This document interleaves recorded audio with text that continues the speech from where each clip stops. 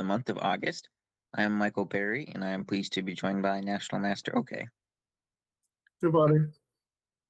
Not this week, but the following week, we have arguably the castle's biggest tournament of the year, namely the Roger Hill Chess Celebration.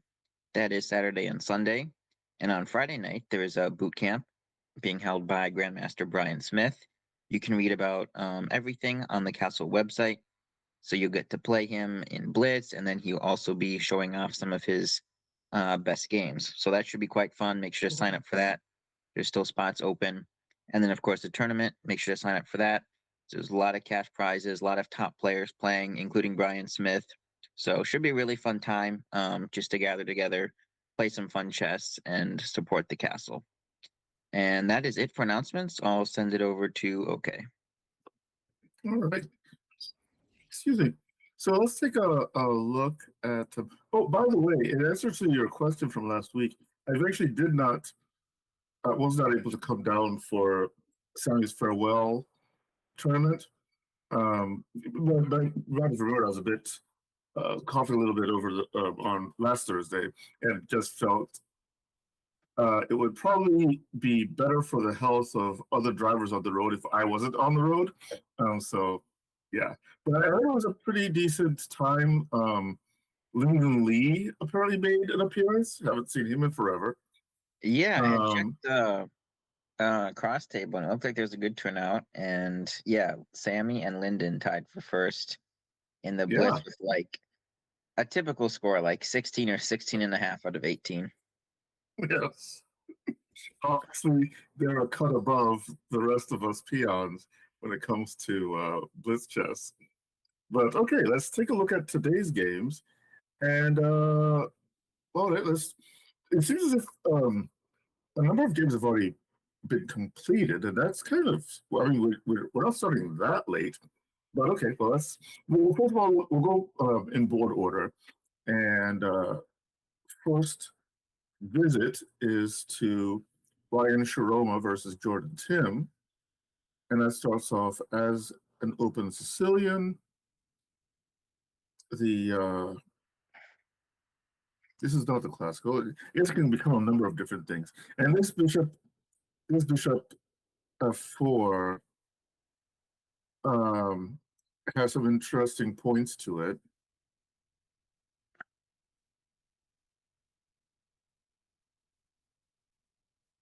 It's interesting. Yes. And so at the moment, it looks as if White is feeling, or should be feeling, pretty good. Black looks like they're a bit inconvenienced, but Black can still fight. So we'll see how this goes. It starts off with trying to boot out the interloper.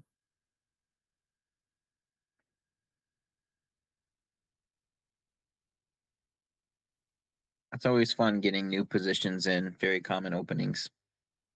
Yes, I don't think I've seen this one before. And actually, after feeling that maybe Wyatt had got a decent position, all of a sudden, I'd be more happy playing the black pieces here.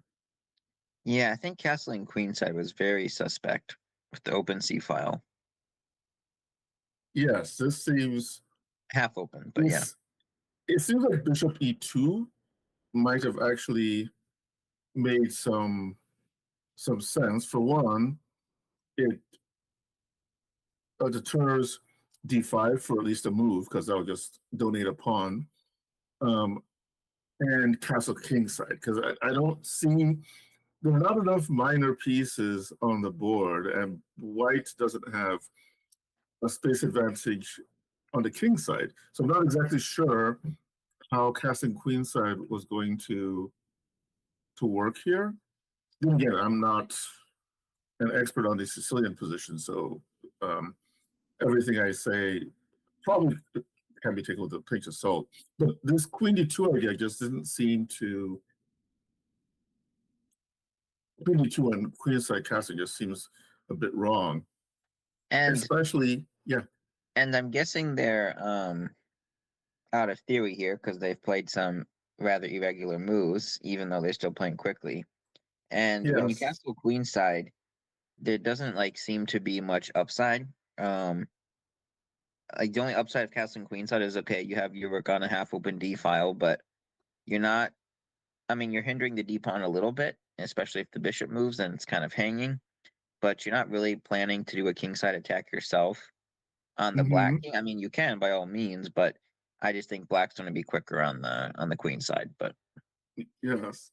And the interesting thing is the tactic of the position mean that black can get d5 in, which is the joy of every Sicilian player.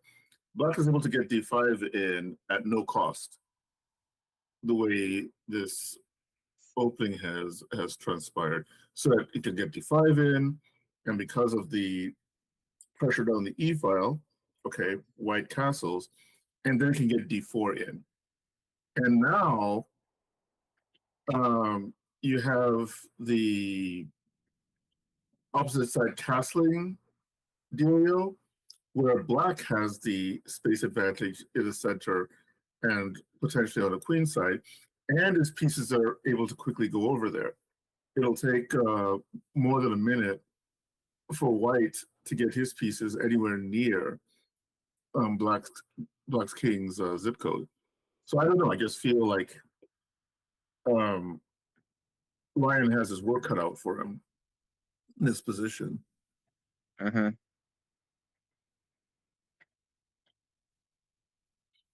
And a pawn falls in the center. And knight takes c6, I suppose, could be answered by d takes c6. And then there's a automatic half open b file. I'm honestly a little surprised. Jordan went for this.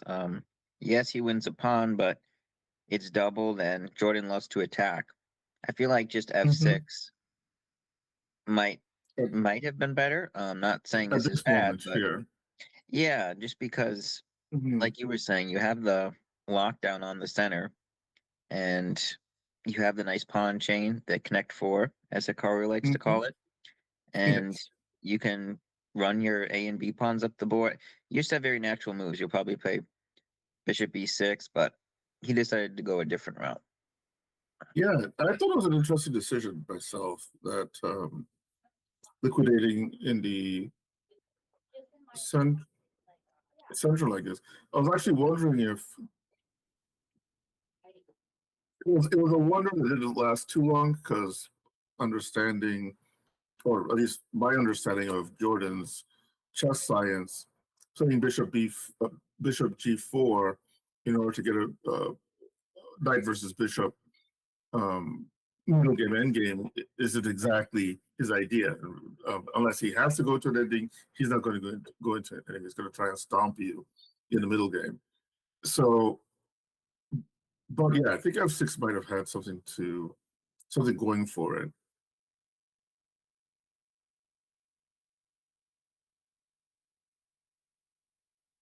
Okay,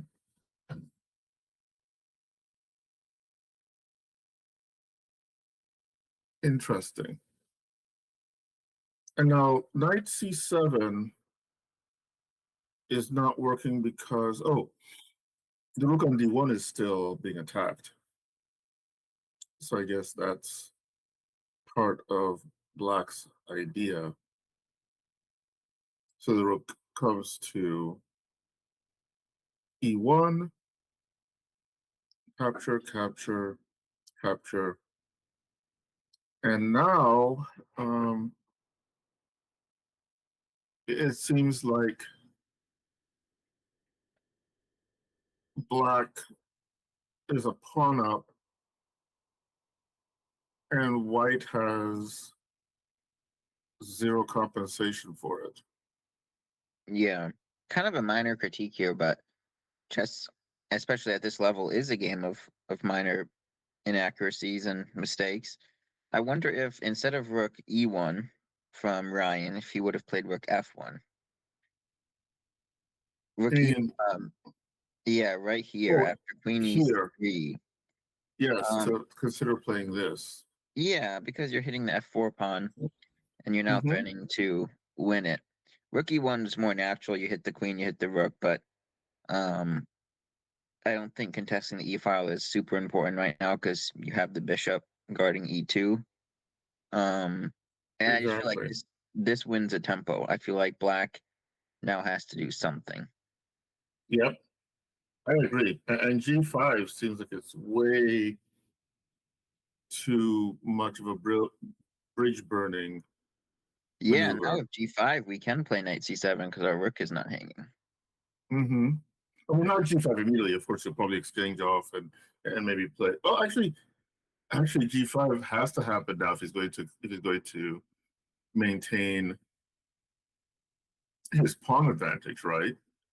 So Rook F1 wins the pawn back, period, unless Black doesn't mind losing the exchange.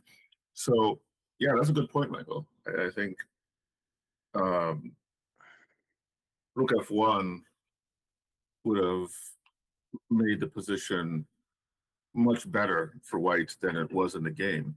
Because the way the game went, instead, you have the exchange of these majors, which means that Black has, well, it depends on how you want to phrase it, but White has less chances to get his material back in an active way. Um, and so I think it made Jordan's job a bit easier, align all those exchanges. Yeah, now he can play G5 since there's no queen on the board and his king's safety is not, it's still important, but it's not as important if the queen was still roving the earth.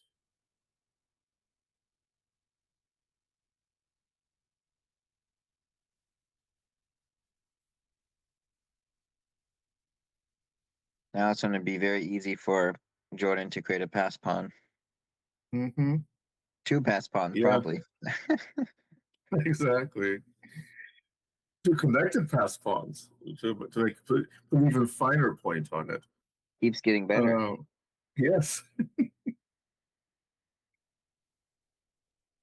Okay, that's cute.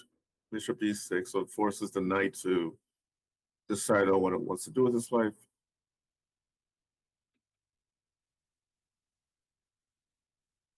Okay, that is an interesting approach. So the idea is if bishop c4, what's happening here? My instinct is rook e5. Aha. Yep, that makes sense. And The then pin's black annoying. is, yep, pin becomes uber annoying. Yeah, this would be very depressing. So okay. So he doesn't go for bishop c4, instead he tries to take. Are there cheapo potentials here?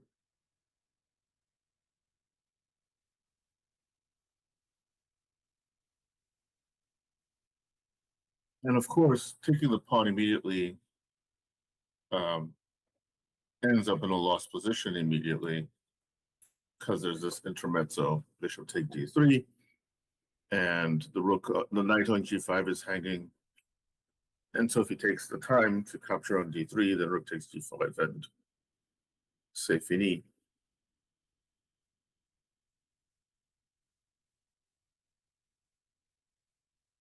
Oh, that's he's preparing shish kebab for dinner. Is what's happening here. So of course you capture, then the skewer happens. And it's a check. So white doesn't have time for rook h7. And yeah, we're getting closer to a situation where black will have a pair of collected passed pawns, maybe even more,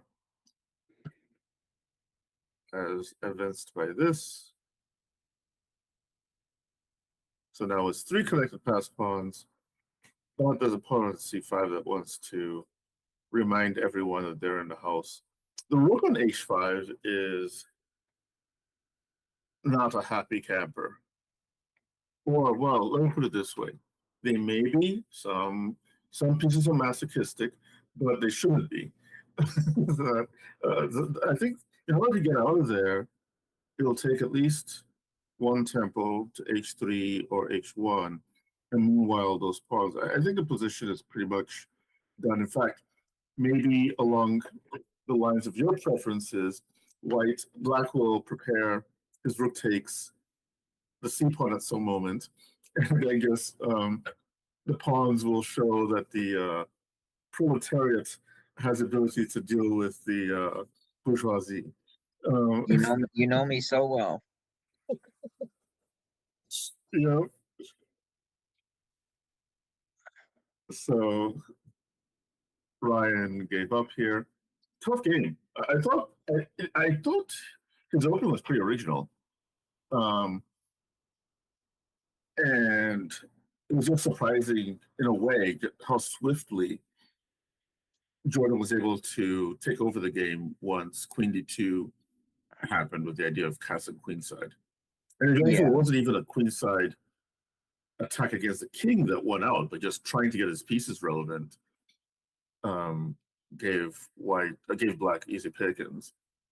All right, well, let's see. We have on board 2, Connor Weatherly versus David Bocek, and see what happened here. So an invitation to a number of different openings with this move order. Aha, so we're now likely heading towards e4 territory. Bishop f4. Okay, so that keeps it kind of in d4 territory. Well, we'll see. We'll see if e4 happens. Okay, then e4 does happen. So now we're sort of a weird mix of systems here for black. He hasn't played e5, so it's not yet a Philidor. And maybe the idea of bishop f4 is to prevent it from becoming a Philidor. His bishop, his king bishop, hasn't determined where it's going to go. It could go to g7 or e7. So I don't know if this position has an actual name in the opening books. We'll see how things go. It's like a hippopotamus gone wrong. Yes. Yes. It's okay. So that's his plan for survival, getting e5 in to get his stake in the center.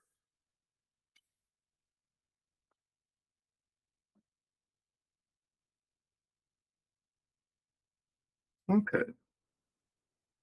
So somehow I think we've now sauntered into a Philidor, but a kind of flat Philidor for black.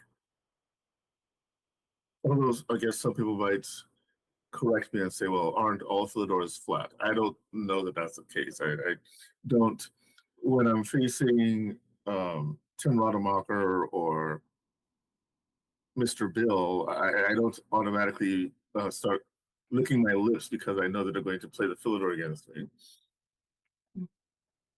Yeah. So we're getting typical maneuvers, and now d5 happens, and often if black is able to achieve d5 in these structures without any meaningful repercussions, then he's doing pretty well. So let's look at this position and figure out, is there a way for Connor to maintain central superiority or piece placement superiority? The way the game went with d takes e5, he's decided, okay, I'm just going to liquidate, and my hope is that the fact that black still has the bishop on c8 means I'm slightly ahead in development, and maybe that should be enough, combined with any pawn weaknesses I can create in the center. Maybe that might be enough to move things in my favor. I do like this route from Connor.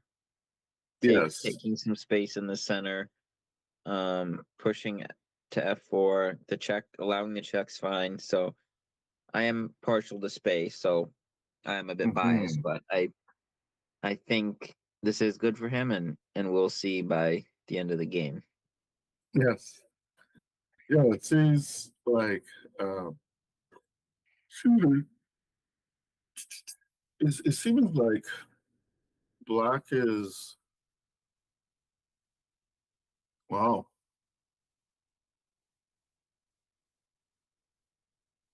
Bishop c7. That would not be. Um, I would doubt that black woke up and figured this is the position they wanted. Now that Yeah, pawn's likely going to go the way of the dodo. the way of the what? The dodo. The dodo bird. Yeah. Okay. Becoming You know, extinct. I think my introduction to the dodo bird was Ice Age, if you know what I mean. Okay, the animated feature, right? The movie, Yes, the right? animated kids movie with the animals. Yeah, yeah. Okay. I think I that movie came out. didn't. It was slightly before my time, but it came out 2000 or early 2000s, and yeah, one of the scenes featured the dodo bird. Okay. Yeah, I never watched it. It was no real reason why I didn't watch. I just never watched it. Um, but yeah, they did make mention. I was told of the dodo bird. Yes. So basically, uh, sort of phrase regarding the extinction of certain elements on the chessboard here. Now, this is an interesting moment too. So he gave up his central wedge, and I don't know if he had a choice about that. Let's see. So this happened in f5. So he needed to decide, and this is not a trivial decision either, because at this moment, White has a number of different choices as to how the game will proceed. One would be capturing it en passant, as he did in the game, to try and keep the king side open, but it also means that he's opening up the center a little bit for the bishops. The other is to leave the pawn wedge there, but maybe it's difficult to create true progress after that approach. So he decides to open things up, blockade the pawn, and maybe rook f8 wasn't necessary, only Eh, because Yeah, never mind. I was gonna say, yeah, I guess it is necessary. I initially didn't like it either, but he was probably scared of bishop c5, yes, which is yes, understandable. that's a good point.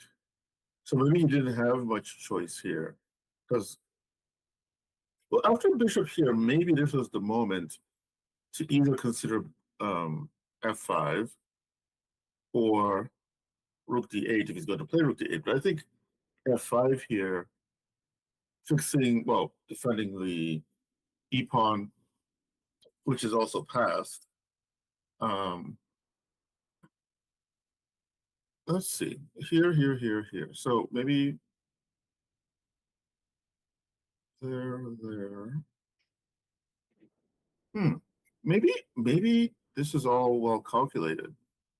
It just turns out there's no real way to. Yeah, after bishop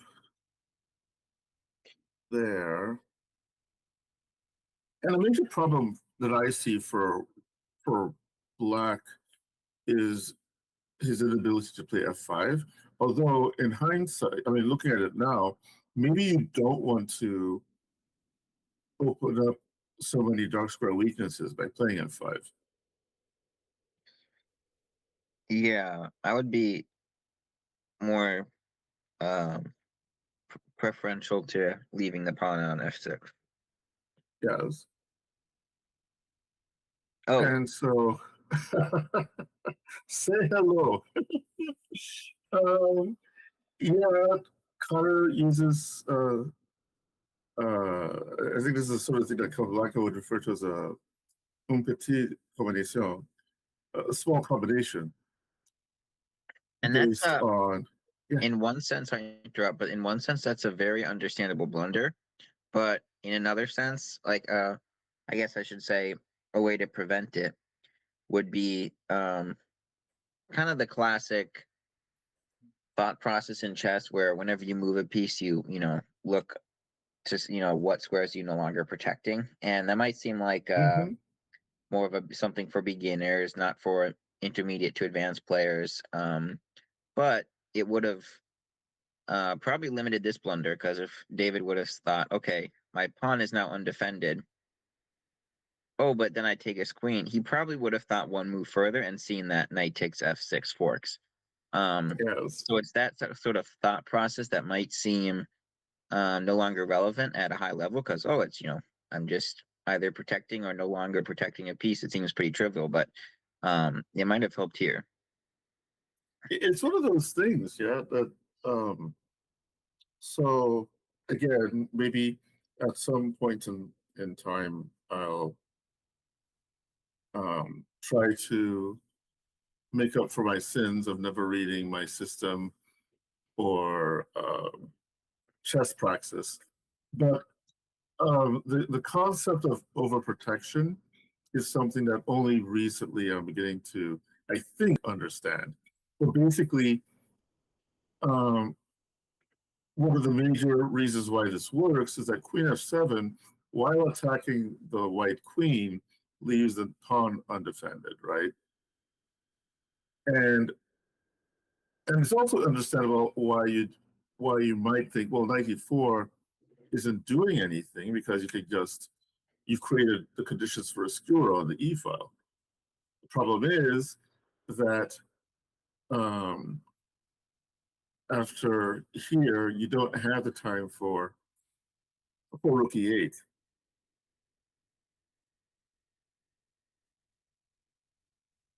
In fact, this might even be um, a very rude way of dealing with that. Yeah, it's getting worse all the time. So Queen f7 was a bad one, and maybe he just had to acquiesce to the idea that um, It is hard to he's not. find good moves for black here. Yeah, I'm looking at bishop here.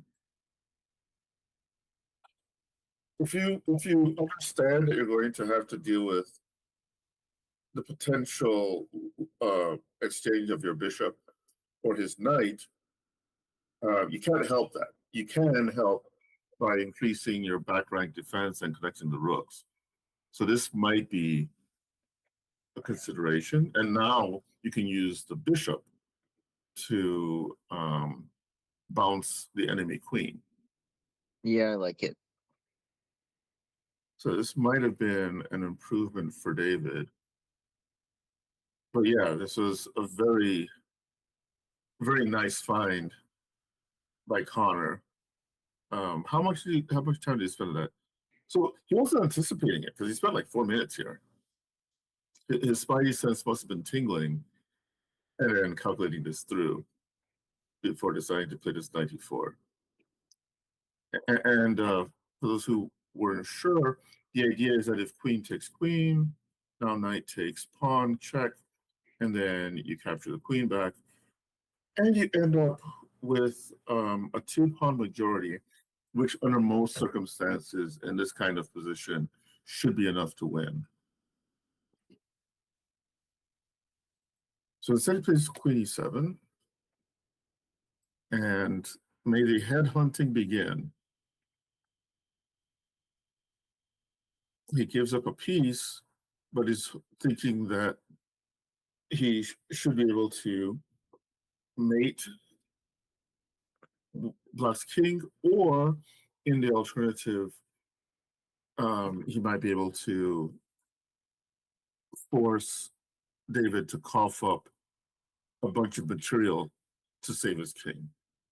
In this case, yeah, I think his goose is cooked, and David decided to resign here.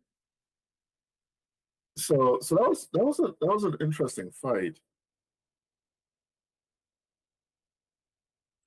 I think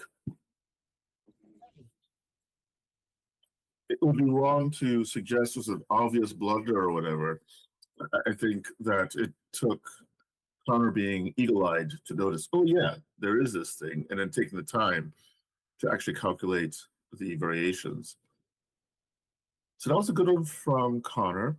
On board 3, we have Arvind, Thiagarajan, playing against Jack Huang.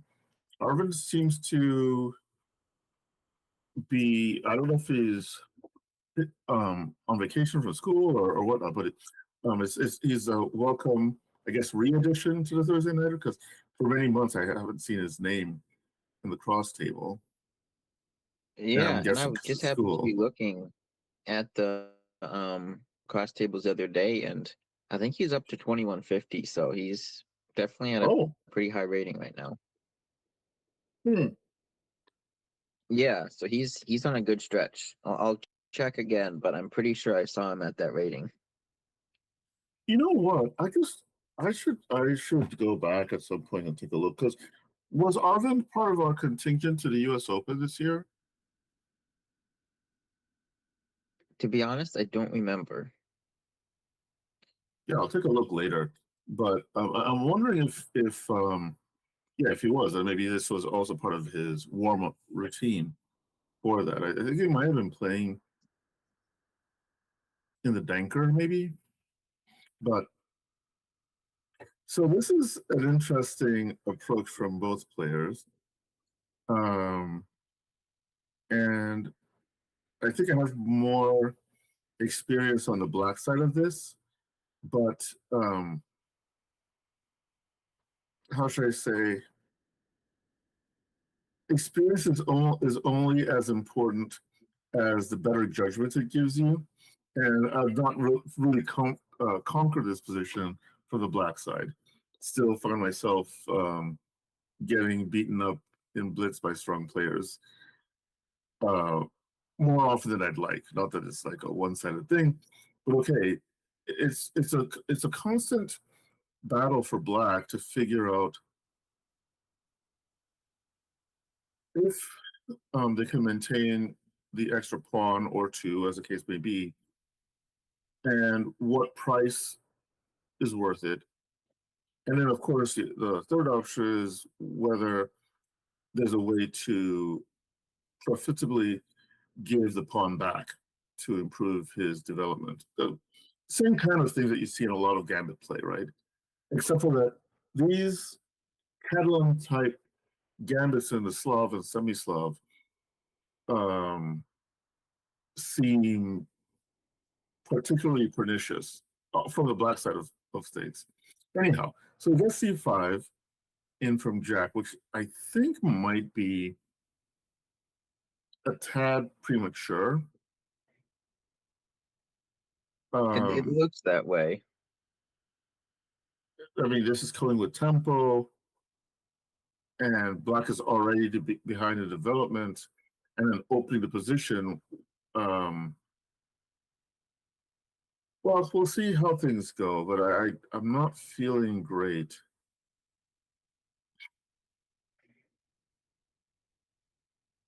Oh, that's nice.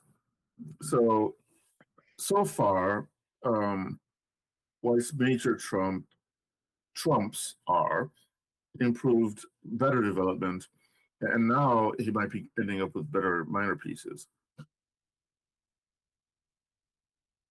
And I did check. Arvind is currently 2139. Okay. So what do you think about the C4 move? Unless there's like a tactic to make it work, it seems you're needlessly giving up the e-pawn. That's what it seemed like. Yeah, I'm not sure exactly why E4 had to be played. Oh, maybe he's already looking ahead to a mate threat after D takes and rook here. Now it's starting rook c8, which may be followed by And if knight d7. yeah. I'm trying to figure that struck me, and I was trying to figure out why is that working. Interestingly enough, Arvind is down 34 minutes. Yeah, this is strange. And if you're not careful, that a pawn might turn out to be very dangerous because on a3 it's Yes, protected by the dark squared bishop. exactly. Yeah, there must be something drastic at this position to justify his play. I guess we'll go up one move deeper. So bishop there. Not sure.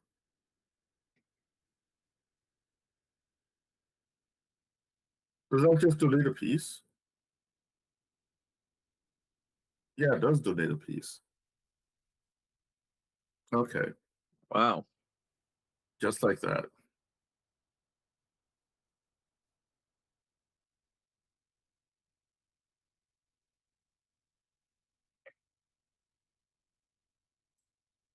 Yeah, it's rough. It's a whole piece. Well, no, that's not correct. It's a piece for 3 pawns. But the 3 pawns don't seem to be much of a match No, and the for. king is pretty bad. Yeah. So you can sometimes get away with a king on f8 or g8 where it hasn't castled fully, but that probably won't work against a well prepared, mentally prepared, stronger player. It just seems like on some level, Black's position plays itself, except for he always brings something of himself into this. I just don't see. I don't see how.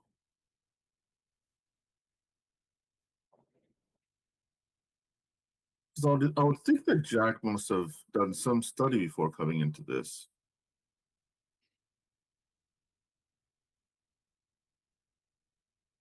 Yeah, I played him once before, a few months ago, and he did play quite slowly that game.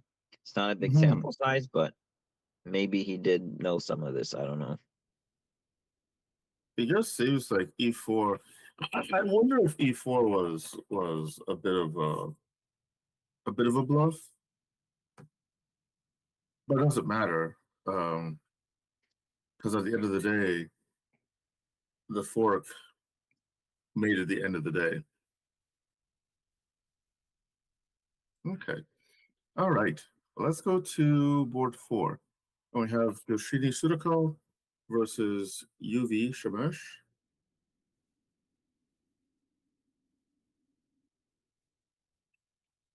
And we're looking at the final position.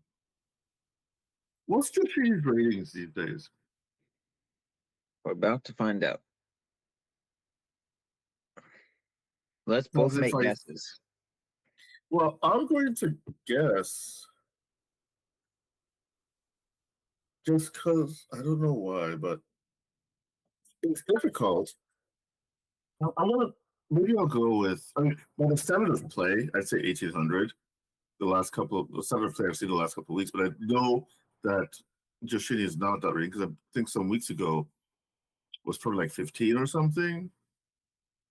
I thought I saw her rating recently that I was a little higher. I think it's around, I'm gonna guess 1851. Okay, Let's see. okay, Ooh, okay. looks like her current rating 1893. Wow. Oh wow, okay. So when Yoshidi showed up on the scene, what was the rating? If you go back, say a year, what was the rating then? I think she's been on the scene longer than that, but let me look. No, I was on the scene longer than that, but when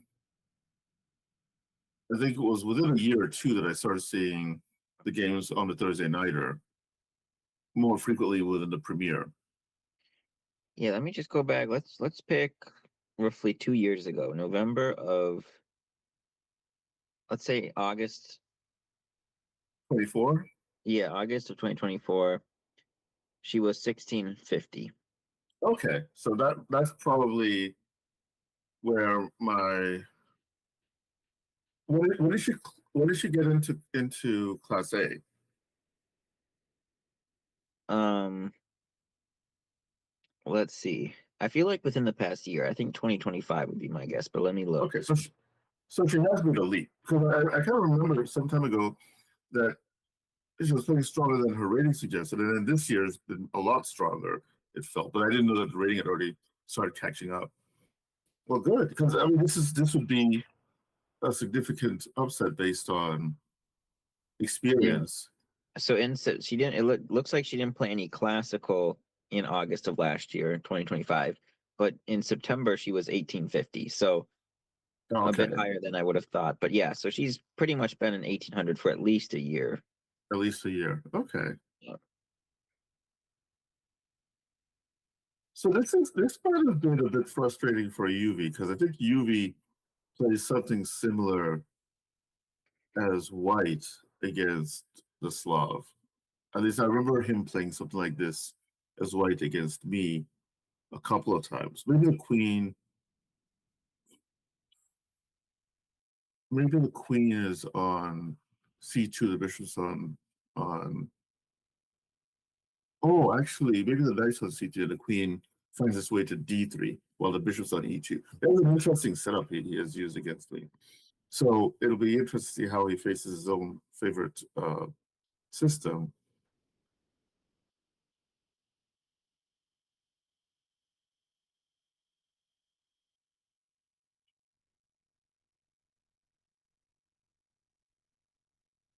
Blotting out the bishop, but more importantly, threatening bishop takes f6. Wow. So UV has to scramble already.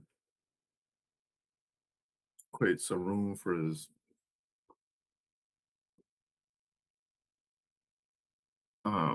king to run if needed. And pawn takes pawn is still not working because of bishop takes f6, followed by queen h7. So it seems a bit counterintuitive to move your king towards the danger zone, but in actuality, the danger zone is probably um, on the I file and H file. So moving toward the center might actually be the correct idea strategically, but he still has to pay a price. Nothing comes free. Nothing is fully free in life or chess, as the case may be. And his king is not in the corner, but he now has to deal with um, a weak, an isolated king pawn, which is no longer isolated, but now all the light squares um, are weak in the king's vicinity, and the king is currently trapped behind the seventh rank.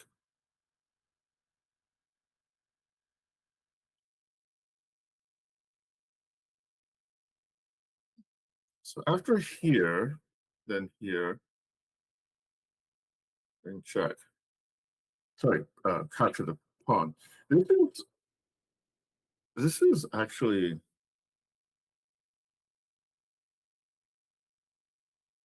wow.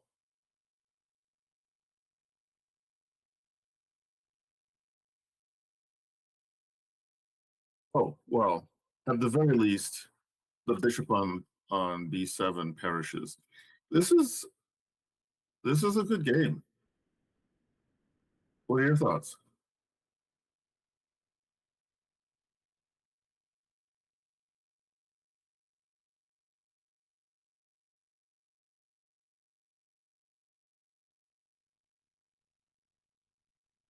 Oh, I guess Michael is not on the stream. All right, forgot he was going to go on a break at this time. It's okay. Let's continue. All right, so we got um Miles versus Thad Swigum. Miles must be home on vacation from school.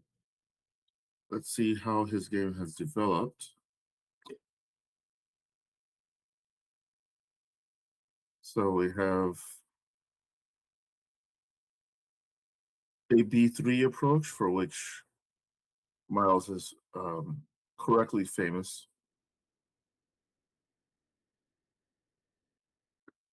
Now we have an IQP position for white, and he hopes that it's compensated for by his pieces getting to aggressive positions, such as the knight currently on e5.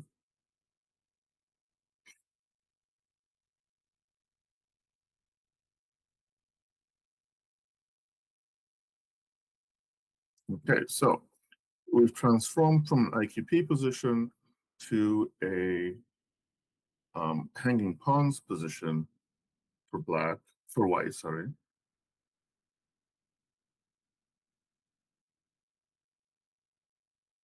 Now the pawns are getting pretty active. They're not shy anymore.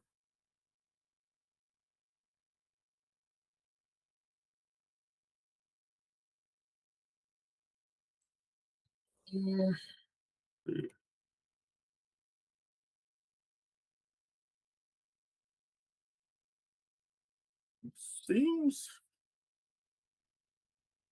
Seems a bit dangerous, but probably if I calculated this out, of course, he has to deal with the mate threat.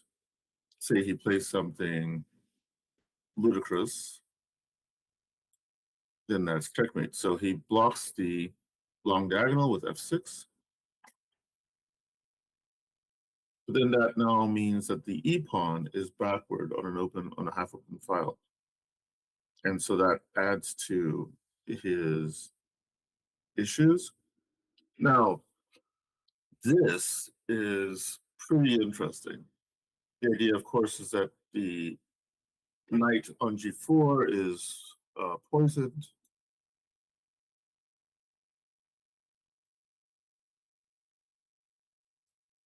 And say, let's see here, and then you lift up the rook. And that's all she wrote. I suppose we should take a look at this first. And if here, then I have this, and it isn't clear what's going on there.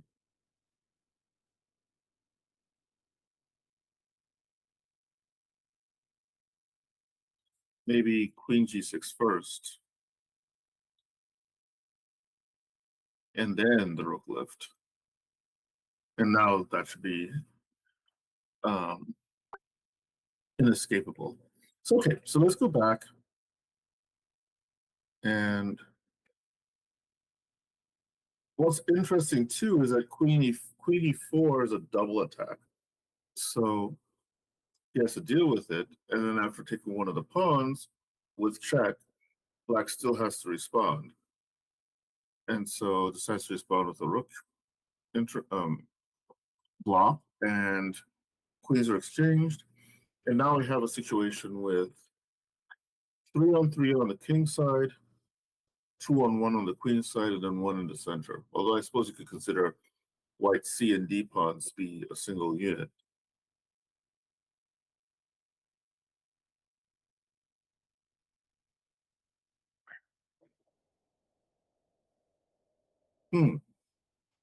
Okay, the knight's hanging. So this is where we are right now. And so Miles is a pawn up, but his d pawn might be falling at some moment if he's able to extricate it from the complications in the middle here. Yeah, it seems like Thad has a lot of issues to resolve right now. Yeah. Yeah, his position is not enviable. at all.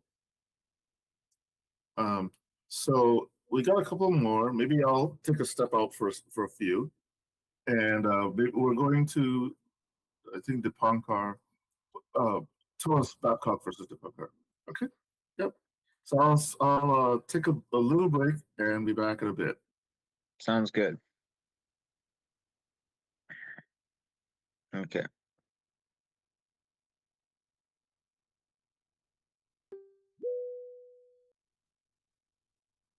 Look good.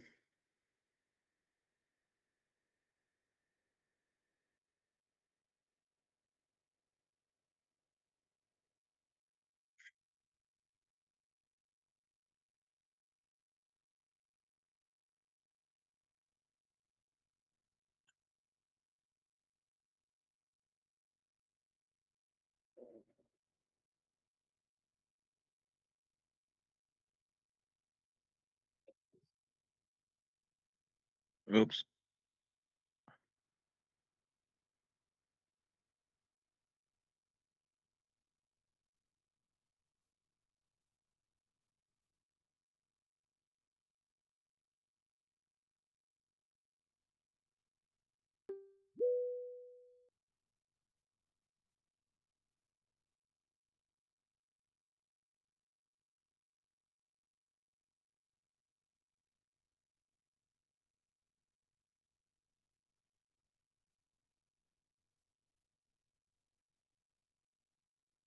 Yeah. So let's move on to Dipankar versus Thomas Babcock here. So Dipankar is playing with white pieces. Sorry, black pieces. Thomas with white. Starts with e4, c6, so the Tower Khan, d4, d5, knight c3, captures, captures, knight f6, captures. Pretty standard stuff so far, to best of my understanding. I don't play this line, but this looks like pretty much book here. Bishop c4, bishop d6, both sides just trading and developing.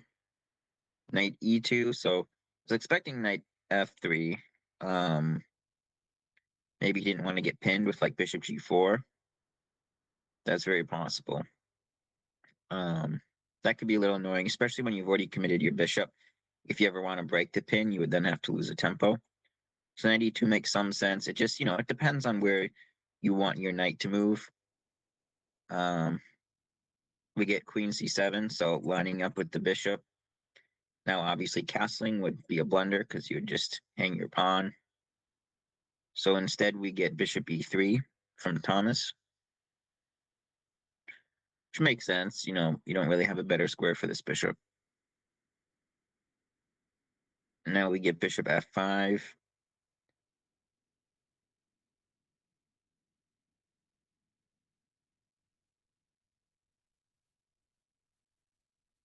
There's that knight reroute I was surmising about. Bishop g6. You love to play h4, h5 here, but unfortunately your knight would be lacking a defender. Queenside castles. So we do get another opposite side castling game, just like in the Jordan Tim versus Ryan Sharoma game. This time I feel like it's a little more vindicated from white. The c file is closed. White has a decent control of the center right now. So I am curious to see how this will play out. It looks about equal from my estimation so far. Where 11 moves in, both sides are playing fairly quickly. b5 makes all the sense in the world. Bishop d3. I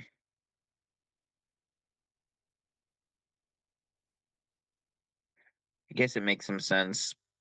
I was hoping we could somehow not trade the bishops because I still like this plan. But like I said earlier, it's just hard because we're losing a pawn, and otherwise, though, it'd be nice to win a tempo on this bishop, but I guess bishop d3 makes some sense here. Knight d7 from Dipankar. Knight e4 from Thomas. I think he just wants to get one of Black's bishops here, either by the trade or just by Black leaving their dark squared bishop. Which makes some sense. I think the bishops are better. If the bishop pair is better in this position. Lines are somewhat open, even though most pawns are still on the board. So I'm guessing he'll retreat the bishop, but okay, he takes. Taking seems a little dubious because this bishop looks pretty good right now. It's pretty much eyeing the whole board. I mean, you can attack it, but you can kind of defend it somewhat easily. Maybe f3 is a bit too loose, but yeah, I'm not sure about taking there. It is true that now this plan does come with more force, but maybe h6 isn't too bad. Although it's always, you're always hesitant to move the pawns in front of your king when you've castled opposite sides. So we do get the trade. Rook fe8 like I was thinking. Queen d3, knight f8. So he's rerouting the knight.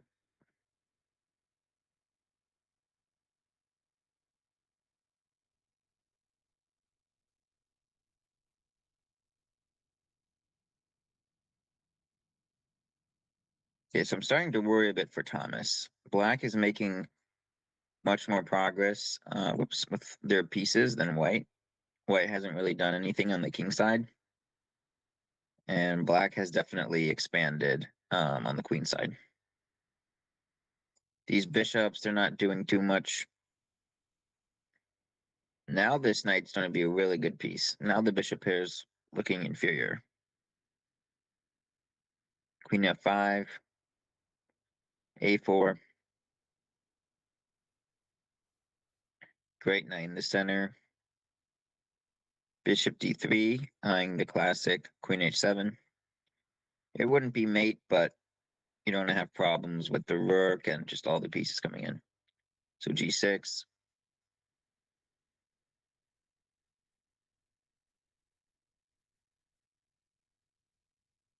So you have to deal with this somehow. He decides not to move the pawn, which feels weird, but I think he's in a lot of trouble no matter what.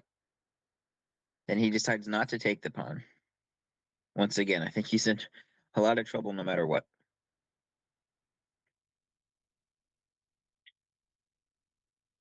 Okay, so f5 does not work because, or does it? No, it doesn't. Because f5, there's bishop f5, it's pinned, and if knight f6, there's queen g5.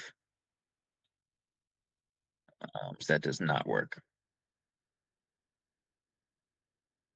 So rook a8, and this pawn is a goner, and Thomas resigns.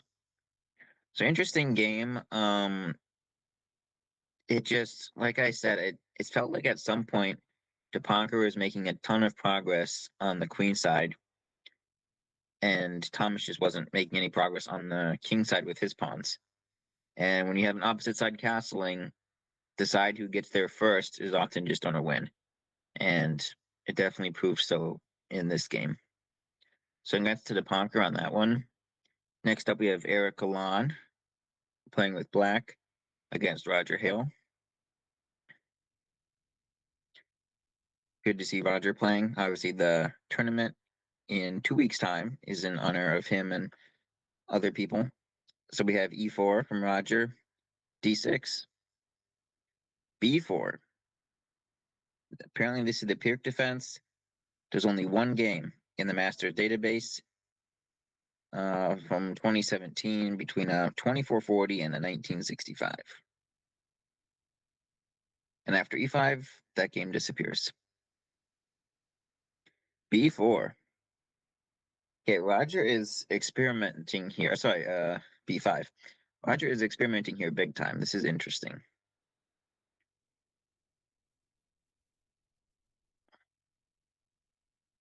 a6 takes. Okay,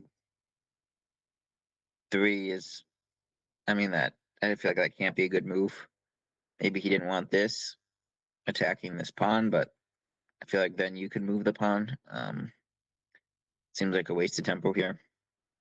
knight f6, knight c3, protecting. Whoops. And now the issue is, oh, looks like the game is being uploaded currently. You can get in two different games here. I'm going to assume this is the main game.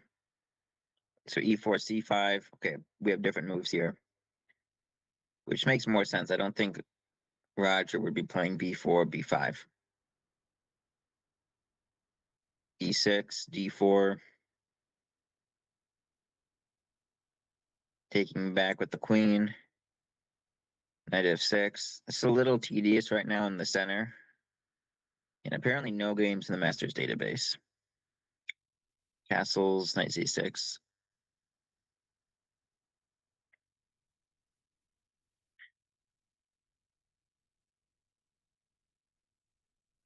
Yeah, black seems doing more than fine here. All their pieces are coming to nice squares. This bishop might be going away. Even if it's not, you can plant it on a good square. This pawn might be a target in the future with both the knight and the bishop attacking it. White doesn't really have any targets. This pawn isn't that weak. So I feel like black is at least already equalized. And this move is a little suspicious. You usually don't want to have to take and get double pawns away from the center. He decides not to take the bishop and play knight c4. Yeah, you kind of have to take here, otherwise there's no good way to defend this pawn. Excuse me. And because your queen's being threatened. So All bishop, right. welcome back. Welcome back. Thanks. So Let's see bishop what's going on. c4, and then queen c4. p3.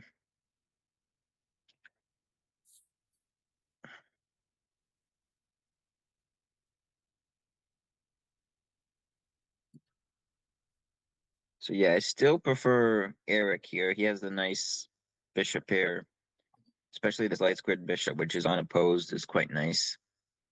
The half open c file is nice for him as well. This pawn could be a target in the future, whereas his extra pawn is very safe.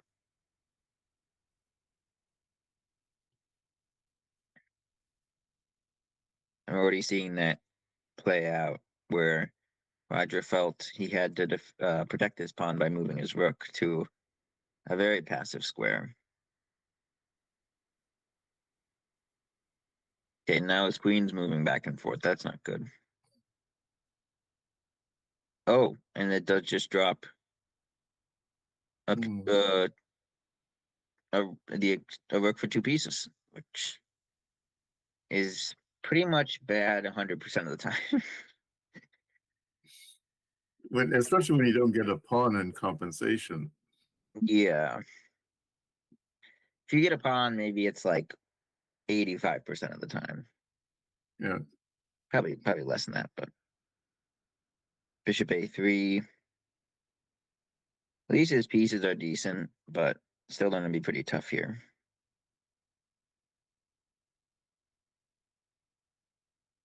There's a lot of holes here. Uh-oh. Yeah, now this is pretty desperate straits. There might be some, I don't know, tactics here, but this is simpler. All right, and Roger resigns. So I think just kind of a few moves. First of all, the opening was a little dubious. These pieces were a bit loose, and then later in the middle game, a little bit too passive, allowed black to equalize quite quickly. It wasn't the end of the world, still roughly equal. But black definitely had the nice bishops. Like I said, the half open c file. And he played a couple moves that wasted tempo, like moving the queen back and forth. And then, he's just very passive with the rook. And that's kind of what led to his downfall. And then, of course, the nice tactic here. So, good game Yeah. from Eric. I wish there was a way, and you can let me know if there is, okay, but I don't think there is, to when you click Hmm. on a game to not have it immediately show you the final position. I don't know if there's a way. Yeah, I'll have to look at it later, but I don't think there's a way. AI will Uh, know. AI will know. I should ask them. you know,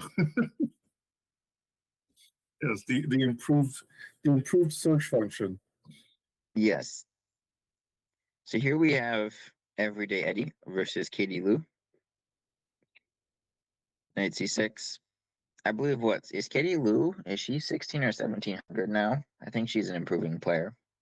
She's an improving player as well, and actually, I think I do think Vivian Yang was in Michigan last weekend.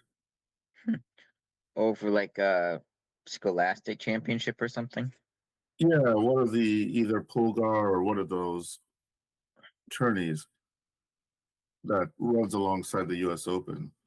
And I can't remember whether Katie Lou was there, but um, I think Arvind was there. I think Ryan Joe was there. Um, on again, off again. John Blomer played there too. I think he was our representative for the Danker, I think. Anyway, yes, again, I'll have to go back later to see. But yeah, Katie's been improving, I think, over the past year or so. And but I think she'll have her hands full with Eddie.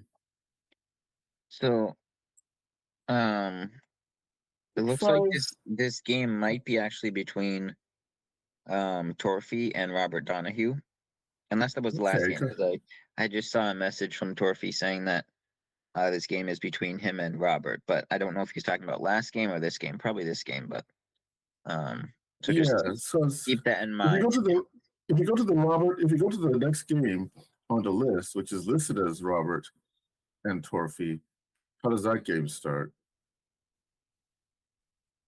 Yeah, it starts Yes. roughly the same way, and this looks too normal to be Robert as white. Okay, we'll go back to Katie Lou versus Eddie, quote unquote, and just go from here. E4, Okay. E5. So this move right here, A5, that's very odd, to say the least. Yeah. Yeah. I'm not sure.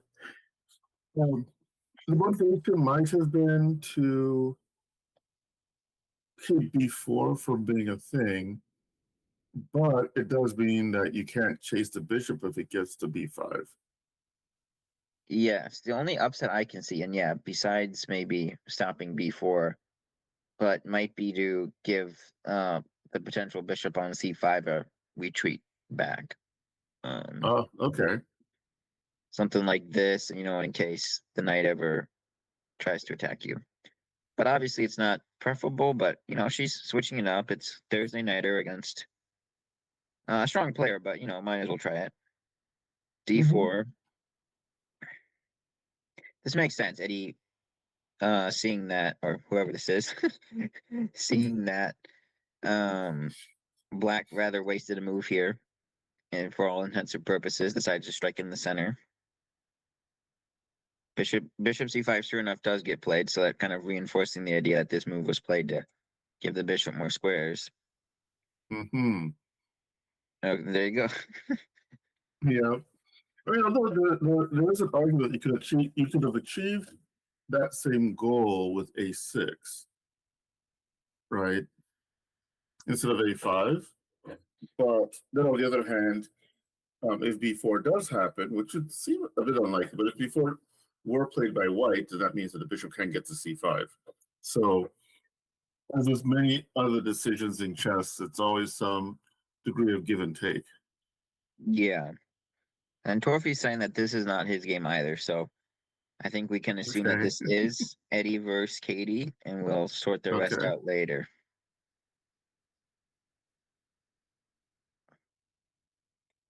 This is pretty much how I would play it. I like the look of this. This rook is very odd. White has a lead in development, nice central control. King's still in the center, but that probably can be dealt with soon enough. I wonder about that. Is it That might be a bit dangerous because 94 happens next, and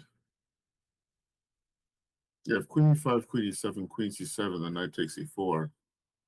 Seems like that could be dangerous for white's health.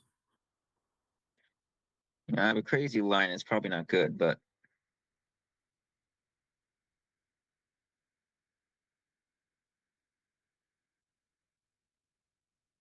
oh, you have this. Never mind. I was hoping to kind of double Get the attack. rook in. Yeah, double attack Yeah. white, but this queen's going to be a bit loose. All right.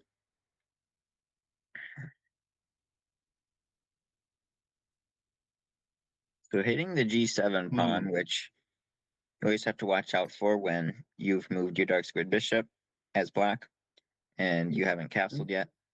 Because, once again, black is underdeveloped. All their pieces currently are on the back row.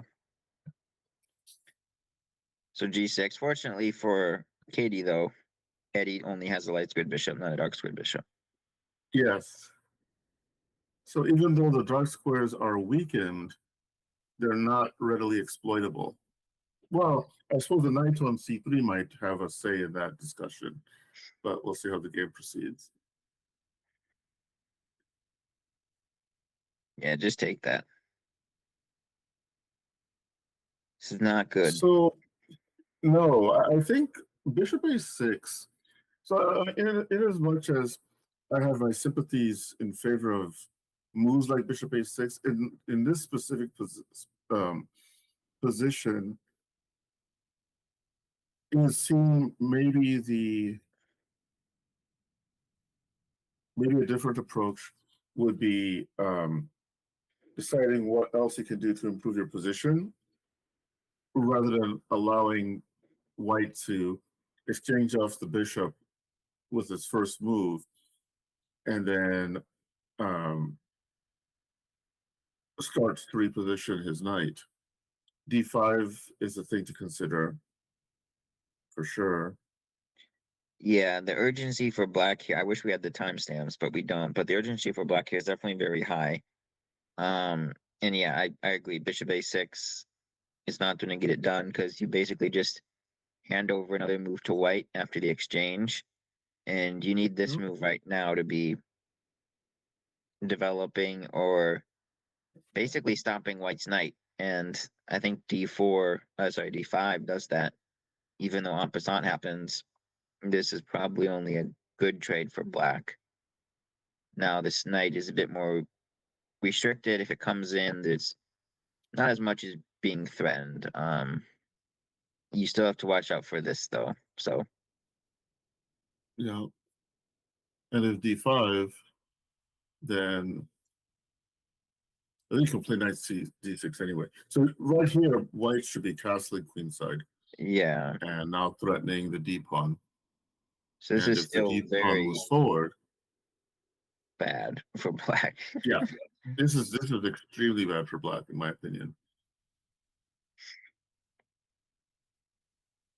So she's probably, I don't want to say lost, but kind of lost here no matter what. But I would assume. But bishop a6, I think, is still a bit more immediate of a loss. But let's see what happens.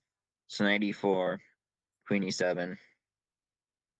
Queen e7 is a nice move, just delaying any destruction. I mean, you really can't move this knight. You really want to, but you can't. Yeah, because it's mating too. Castles, king of 8. So pretty sad here. The manual castle. Yes. To be honest, makes sense.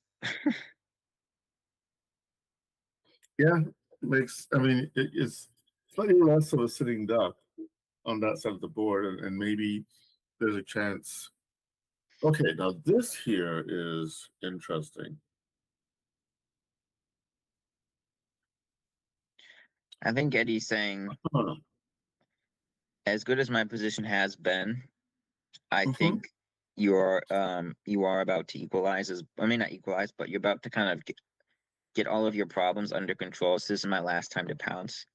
So I actually Oh, do like okay. this knight f6 because even though it exchanges off everything, um, I think it is the time to exchange because you do obviously just get the much better rooks. These pawns are weak, and I think black was Yeah. pretty close here to finally getting most of their problems under control. So, okay, that makes sense. But she doesn't take, which makes some sense. Hmm. Yeah.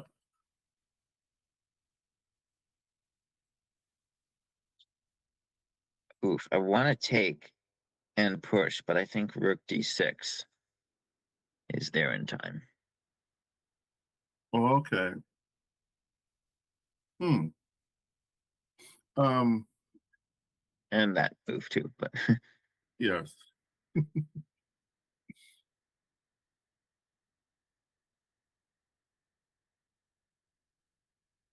Route roll. yeah, no, it's Now oh. it's Silence of the Lambs. So in This is hindsight, it seems like she really needed to take on take the knight when Eddie offered it to her, yes. even At though least that wasn't good looking either. so we're talking about not this move, or is it this move? Yeah, This this is move when. because she Okay. played d6 and Eddie said, "Okay, Yeah. you don't want to exchange up pieces. We don't have to. I'm going to beat you in another way." So he attacks the rook, and then we can kind of see she never got a chance to wiggle out. He attacks the rook again. The rook moves again. The knight comes in, and then we get this capture. So I think Eddie just played that Got pretty it. well. Yes. Okay, Yeah, so that was a pretty nice dance. yeah, so good game from Eddie. Let's move to this one. This is not Torfi That versus looks Robert. very. Yeah, this one looks like the game we just looked at. So let's see, what's this? Okay, this was the game I was. This looks more like Robert. Whoa. Okay, let's assume this is the Robert game Oh, okay. because there was this. I think there was a subline. Yeah, this was the subline I was looking at. Let me quick check all the games listed. Sometimes that helps. Okay, yeah, this is the only game I think that would make sense to be Torfi versus Robert. So we're going to assume that Mm-hmm. is, unless we hear. He says our game is Otherwise, e4, d6, and he then played b4. Yep, that's if this. Okay, so we did find it. yes, So this is yep. Torfi versus Robert. Thank you for clearing that one up. So pretty crazy opening here, to say the least. Um, yeah, I'm trying to understand what White was up to there. Think the typical Robert shenanigans. Yes, tossing pawns way beyond their supply lines.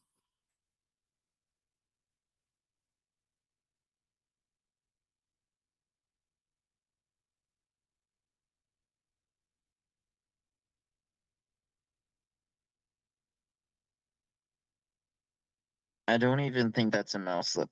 Well, okay, it can't be mouse slip, but you know what I mean. I don't even think he. Yeah, I don't know. I don't know how to explain that. Yes, He's that having move fun. is slightly sus.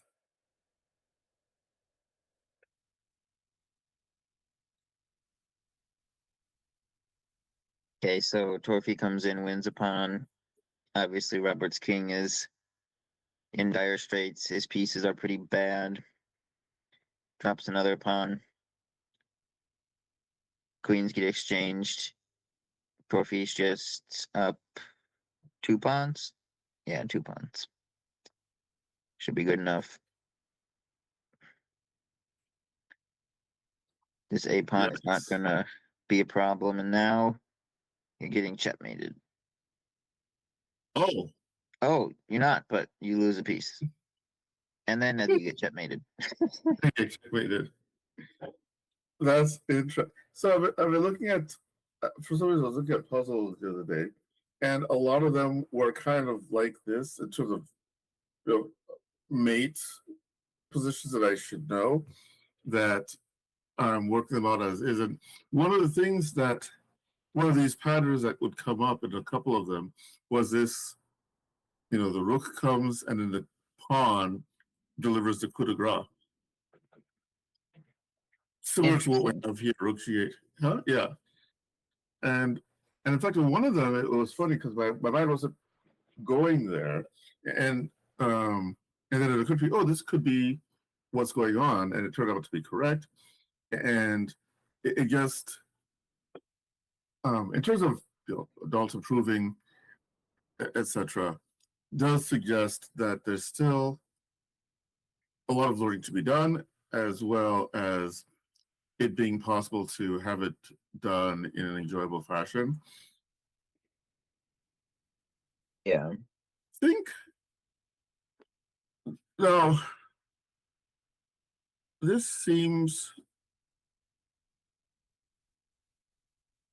I just don't. I'm still trying to figure out what the king was about.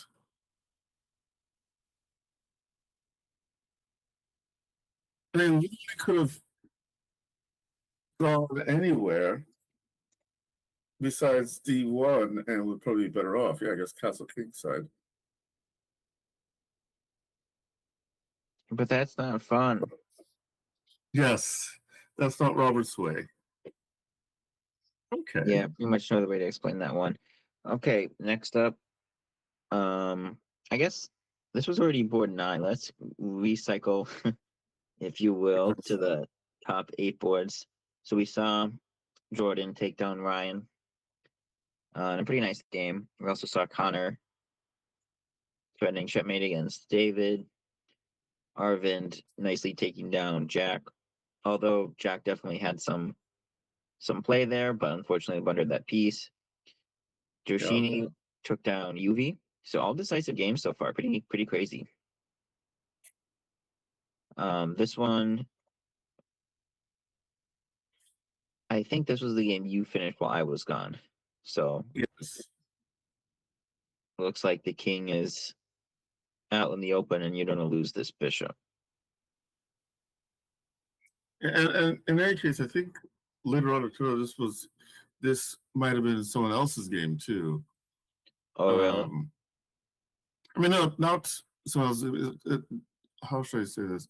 That so I was looking over it, and wondering if let's see. Let me go back a bit here.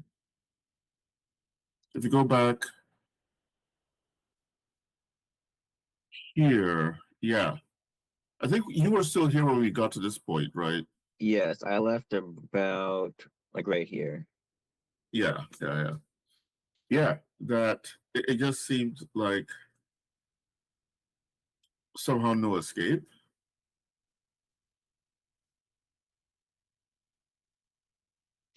Yeah, I'm wonder if is there any merit to this?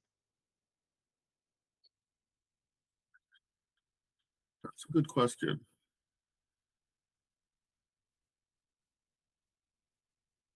Oops. Gotta get good at drawing arrows. Yes. Not exactly top of my priorities list, but yeah, because I'm not seeing Yeah. a Neither way am I. for White to take advantage here. Yeah, Instead, I don't see a she block flow. played here, but that's problematic because just like we saw, this and this, and then you lose a piece, and your king and your rook are still in trouble. Yes. But her path works. Her path worked. But yeah, rook g8 might have been a better defense for UV.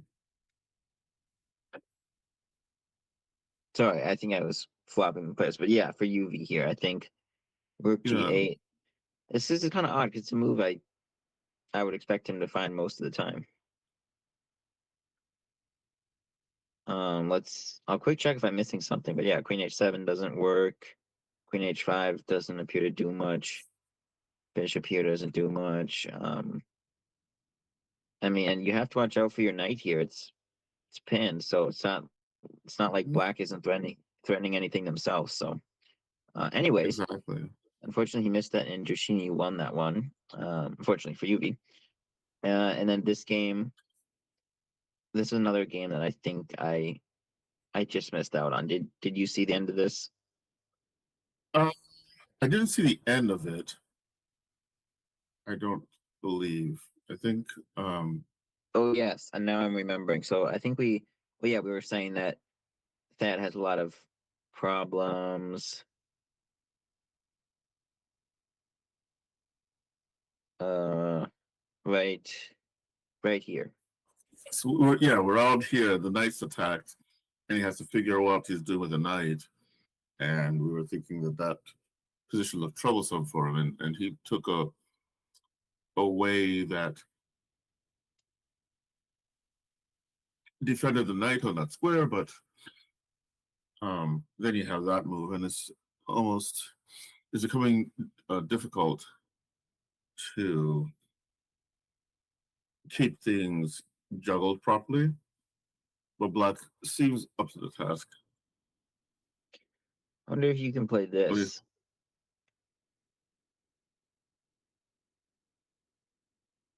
yeah, seems legal to me. Rook, of course, can't come back. Oh wait, no, it can. This is pinned and you stop promotion. Oh wait a sec. Okay, that's sneaky. I bet Miles saw that too. That's otherwise I think he would have gone for that because he was one move away from playing that, or Mhm. two moves away from playing that.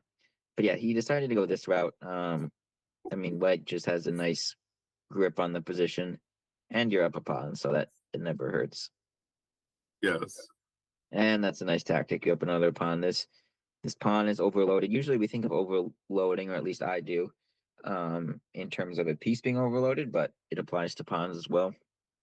Mm-hmm. Yep. Once any of our forces has more than its fair share to bite on, um, then yeah, these sort of things come up. But it has two duties and only one move to perform each. Yeah, precisely. Okay, so yeah, Miles is definitely doing well here. Up a couple pawns. And that just resigned here, which makes sense. Yep. Your rook's being attacked, your knight's being attacked, and there's no way to save them both. So pretty good game for Miles there. Uh Yeah. best best I could tell. Um Once again, a lot of decisive results tonight. This game, Thomas versus DePonker. I looked at this one well. Okay, was gone. Do you want me to quick show you the last few moves? I think we have time for Yeah. this. Yeah. I'll actually just start from the beginning. It's a pretty quick game. Oh, okay. Because yeah, I don't remember looking at any of this game at all. Yeah, So this was on while you were gone. So I'll quick show it for you, and then maybe a new viewer or two who hops in can see this as well. But we had the Cairo Khan, um, Thomas as white, DePonker as black, exchanged. So it was pretty standard for the first few moves. DePonker lined up this battery, if you will. So obviously castling would just be a blunder for Thomas. But of course he mhm. didn't do that. Pretty standard developing occurred. Um, he decided to develop his, not develop, but essentially develop, attack the bishop, is brought back, and we got a opposite side castling game, just like we got in Jordan versus Ryan. Mhm. And I was back when I was covering this game earlier, I was saying that I think it made more sense for Thomas to castle queenside than it did for Ryan, considering that Thomas has a bit better control of the center than uh, Ryan did, and Yeah, but because the C file is incomplete, half open at least. So, but spoiler alert: Debonker might be a bit quicker still on the queen side. so, all right, let's check why by phone.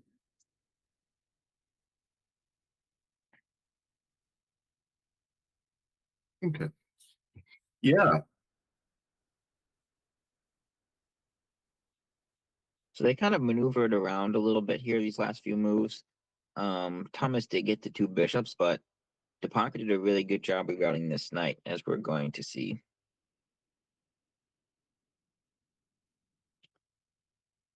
And notice that it was about here I commented that Debonker had made some progress pushing his p on the queen side and trying to get an attack going against the king.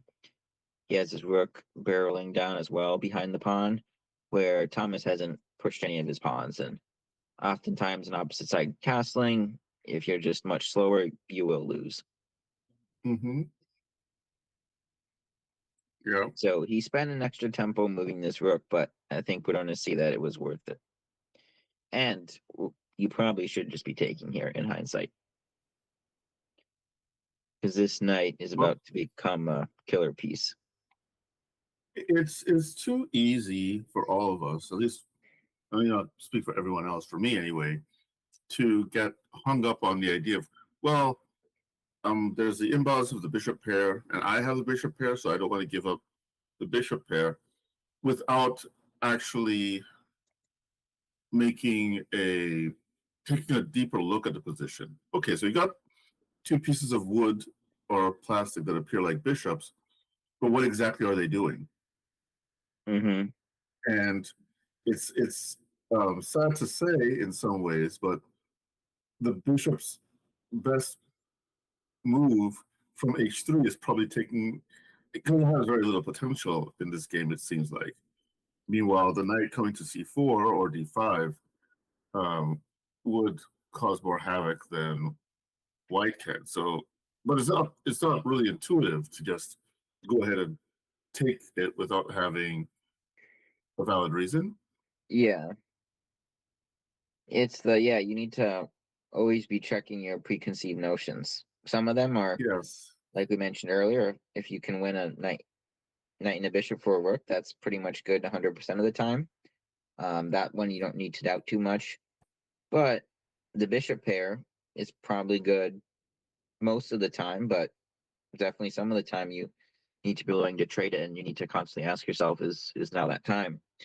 And they were pretty close to the clock here, so it looked like they both spent at least half an hour on this game already, so I would consider it good time usage. But once this knight got free, yeah, I just think it was the last chance.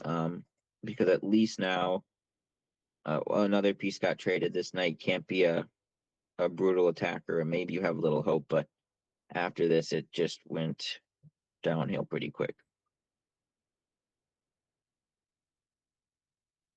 And Thomas resigned here. So 28 move win, pretty good one from Debonker. Yeah, yeah, that's not a game to complain about. Something.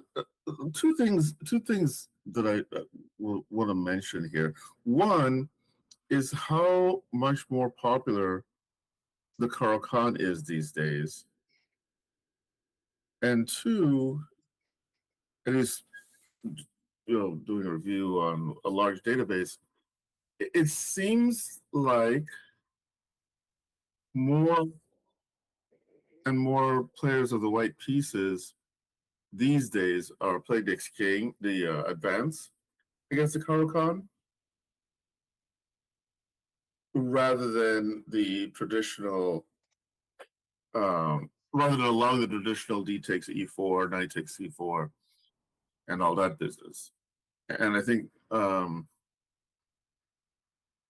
it's not clear to me which one is actually better, but I guess notice a trend, even in Minnesota chess, that more of the stronger players are playing e5 in this position.